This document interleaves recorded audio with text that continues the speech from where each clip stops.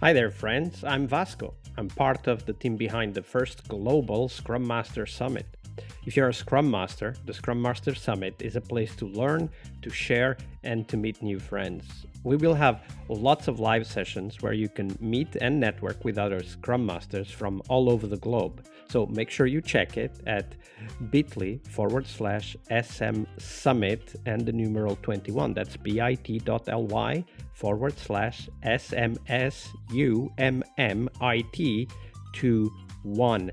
We have 7 amazing keynotes or more, as we are still organizing the conference as I record this, and 8 tracks that feature people like you and thought leaders sharing their insights and knowledge to help you become an awesome Scrum Master. So once again, check it out at bit.ly/SM Summit 21. That's all lowercase, all one word, SM Summit and the numeral 21. I'll see you on the virtual conference floor. All right, now on to the show. Hello, everybody. Welcome to our Leading Change episode this week with Kamal Hans. Hi, Kamal. Welcome back. Hi, Vasco. Thank you. So on Wednesdays, we talk about change because, of course, change is one of those key aspects of the Scrum Master role. So, Kamal, share with us a story of a team and perhaps an organization that you were working with, and walk us through that process of change that you were involved with them. And especially pay attention to, the tips, the tools, the tricks, the techniques you learned back then that you still apply today. Tell us that story, Kamal. Yeah, sure. So what I'm going to start with actually is a quiz. Generally, I put together on Menti and put together in front of people, leaders or managers. And that Menti quiz is, I have 3 questions, 3 options there, and then I tell them to rank it, which one is the most difficult to change. The first one on the list generally is your boss. Second one is your spouse, husband or wife, and third one is yourself. Rank them in a order. What is the most difficult to change here? I have done so many quizzes on this. Every time people will rank it myself, my wife, and my boss. So if you think in all those ways, when we are talking about agile change, we are talking about the culture, we are talking about the change at the workplace. So if you can change your wife or your spouse, or you can change yourself, it's easy to change your workplace people. So first win, we got it there. The second thing that I generally talk about is in terms of change. I touched on in the previous episode before is your mindset, structure, workflow, and leadership. So these are the 4 things that you have to tackle when you are adopting any of those changes. But many times you focus on yourself, what I can do differently. If the person is giving me the resistance, the person is saying that this is what I'm going to do, you need to understand what you're going to do differently to make sure that he understands the concepts and then the things that you are seeing it, that he's not seeing it. So that's the kind of a powerful thing. First, change yourself, then automatically things around you will change. Yeah, absolutely. There's this very famous phrase, be the change you want to see in the world, right? That's right, Mahatma Gandhi. Exactly. And one of the things that for me has always been kind of a puzzle is, why do we start by trying to change others? And of course, I know there's this temptation, I'm here to change others. That's my job. So I'm going to do everything to change others. But at the end of the day, when we fail to change others, it's very likely because we failed to change our own approach. Because being agilists, we should constantly be adapting. We should be sensing, where is the resistance coming from, and then changing our approach and then taking the next step.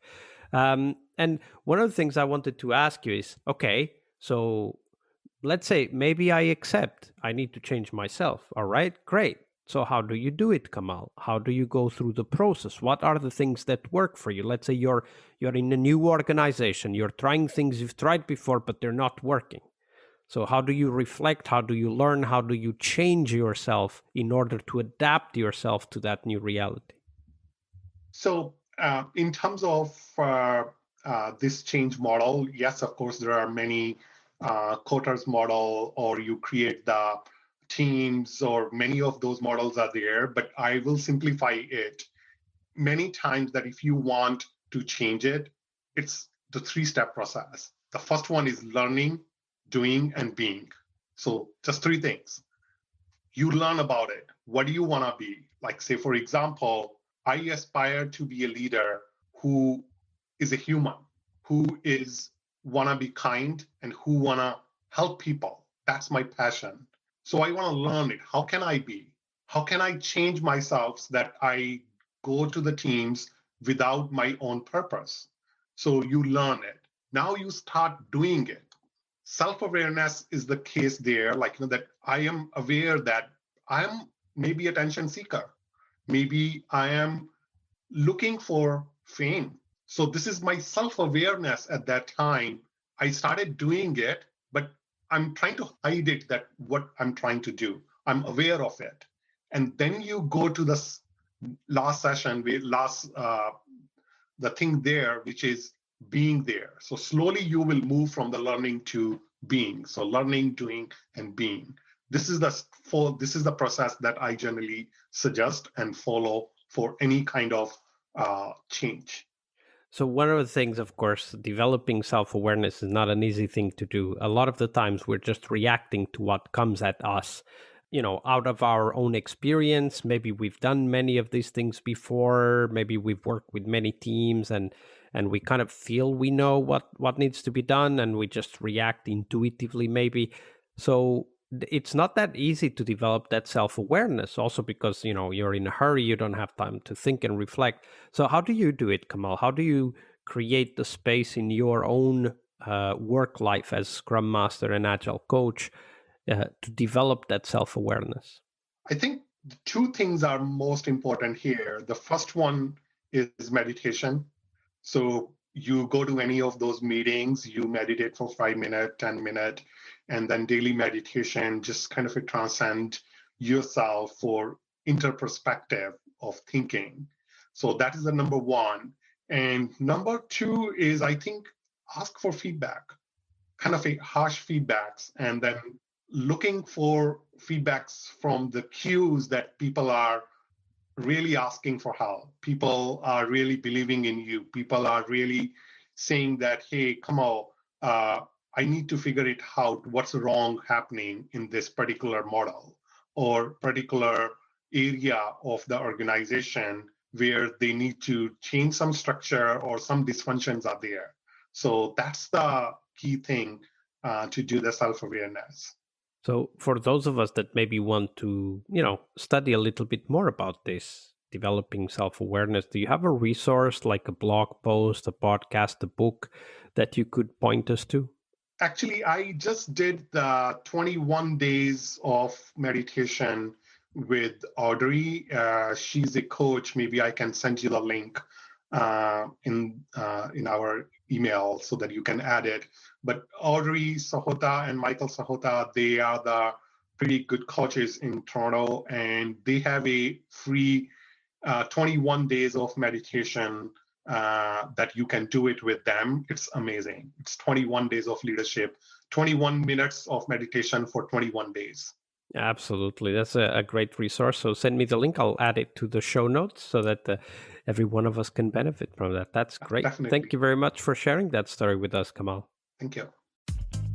Leading change is one of the core skills we must acquire, but it is only one of the steps towards our success as Scrum Masters. Tomorrow, on Success Thursday, we will talk about how to define success for the Scrum Master role. We'll cover tips on how to measure your way to that position, and most importantly, how to develop that focus on continuous improvement that is as important for Scrum Masters as it is for teams. See you tomorrow. We really hope you liked our show. And if you did, why not rate this podcast on Stitcher or iTunes? Share this podcast and let other Scrum Masters know about this valuable resource for their work.